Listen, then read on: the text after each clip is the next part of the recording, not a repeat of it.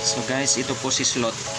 Dati ang liit pa niya dito sa palanggana na to, pero ngayon hindi na siya kasya. Ayan po si Slot guys. Ito si Slot guys, ang matagal na rin to sa akin, siguro mga 5 years na to. Pagkatapos kong bilhin yung si Zeus, yung Red Earth Slider, ito yung pangalawa kong binili kasi dati pa ito talaga yung dream turtle ko. Sa mga aquatic turtle, ito yung dream ko na turtle, yung mata-mata, at saka yung alligator snapping turtle.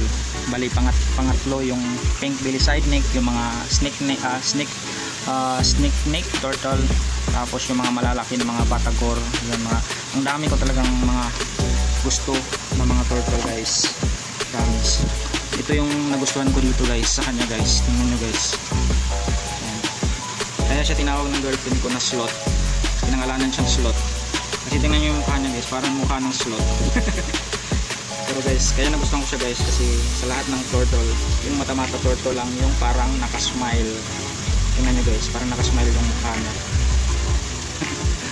Diba? Ganyan yung mata-mata turtle. At guys, abangan nyo rin yung guys, gagawa rin tayo ng video about sa kanya, tungkol lang sa kanya. Sa ngayon, papakita ko lang muna sa inyo, sneak peek lang muna. Lilinisin natin siya, hindi naman siya ganun kadumi, pero kuskusin pa rin natin para mawala yung mga iba't ibang, baka may mga namamahay dito na mga uod, ganyan, paminsan-minsan kuskusin din natin yung kanilang mga shell. So tara guys, kuskusin natin.